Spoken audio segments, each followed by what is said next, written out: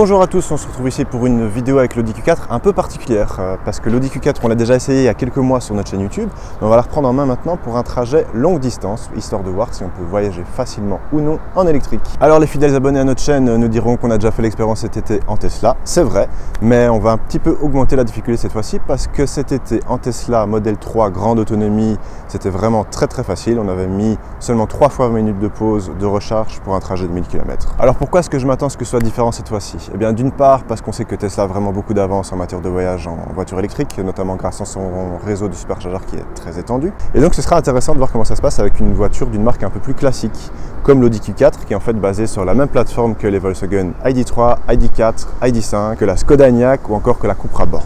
D'autre part, ce sera aussi un plus gros challenge parce que nous sommes en hiver et que nous allons vers la montagne, donc il fera forcément froid.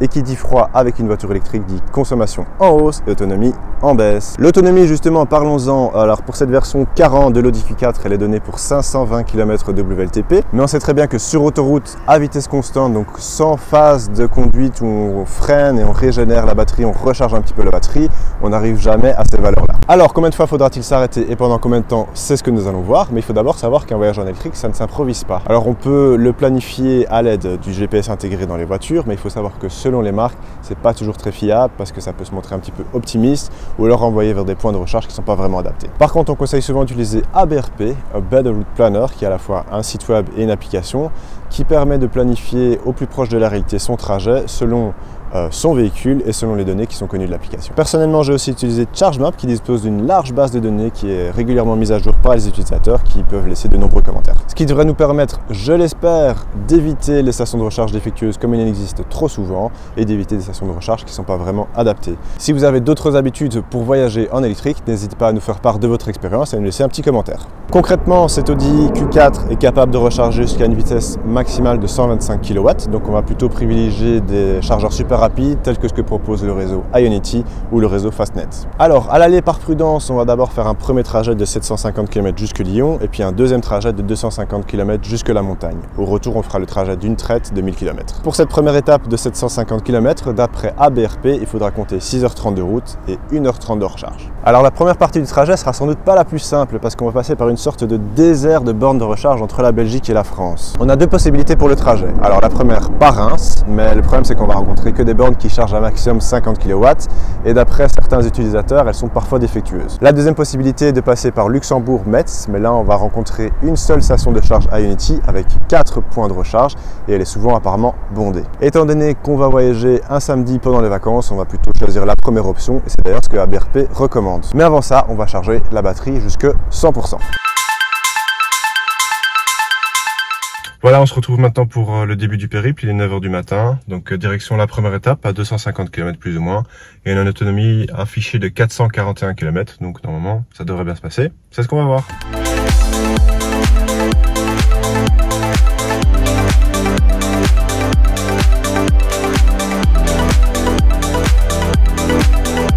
Voilà, on va faire un petit point sur l'autonomie. Donc au départ, on nous annonçait 400 km d'autonomie, mais ça c'était calculé selon les derniers trajets qui étaient effectués, c'est-à-dire des trajets en ville où on consomme assez peu, et ce qui était donc en fait assez optimiste.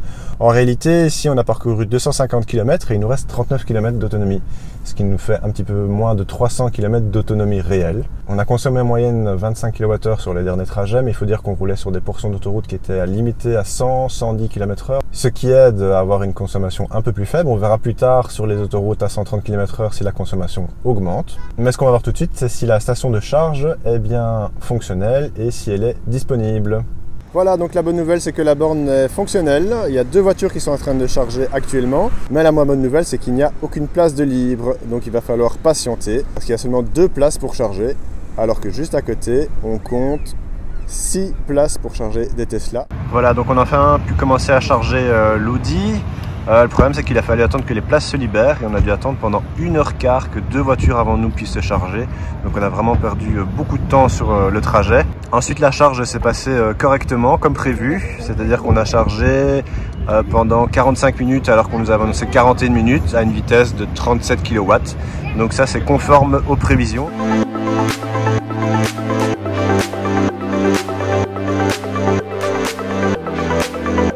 côté positif, c'est qu'on arrive maintenant dans une région où on trouve plus facilement des chargeurs rapides tels que ceux de Ionity ou Fastnet. Donc on va pouvoir s'arrêter moins longtemps puisqu'on pourra charger plus vite.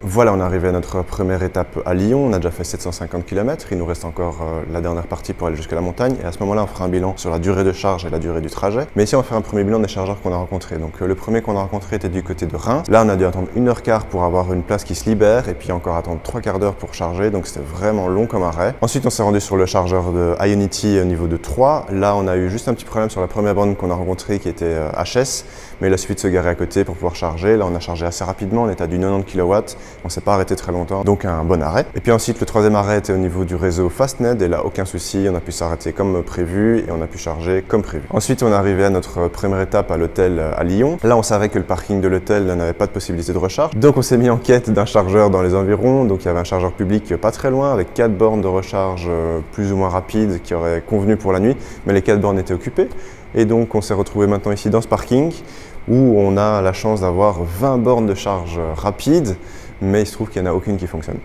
Donc on a fait appel au service technique, mais personne ne peut réparer ceci avant 2 jours. Donc la voiture va rester avec les 20% de batterie qu'on avait en arrivant. Heureusement, on a assez de batterie pour pouvoir rejoindre un prochain chargeur Ionity. Enfin, on espère.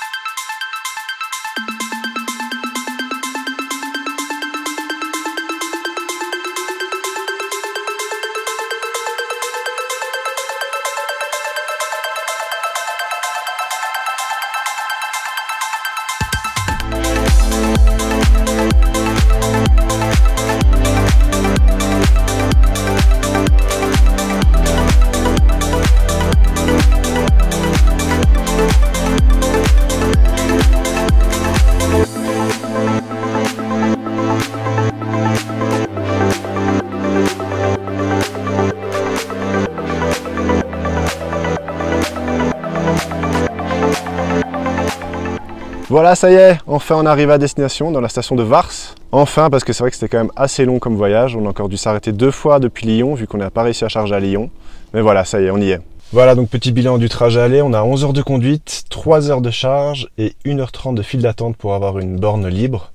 Donc on va attendre de faire le trajet retour pour tirer des conclusions définitives. Mais ce qu'on peut déjà dire, c'est qu'on a suivi les conseils de ABRP, Better Route Planner, qui étaient effectivement très réalistes. Le niveau de batterie correspondait bien à ce qui avait été annoncé, donc là-dessus, pas de surprise. On n'a jamais chargé au-delà de 80% parce qu'on sait que la charge diminue de vitesse à ce moment-là. Et on a toujours gardé une petite marge de réserve de 10% de batterie. Après, avec un peu plus d'expérience, peut-être qu'il est possible de charger un peu moins longtemps au total. Donc voilà, il nous reste maintenant le trajet retour effectué. Il est annoncé en 13 heures, dont 2h15 de recharge. On verra dans la réalité si c'est le cas ou pas. Et on se retrouve au retour pour tirer les conclusions définitives.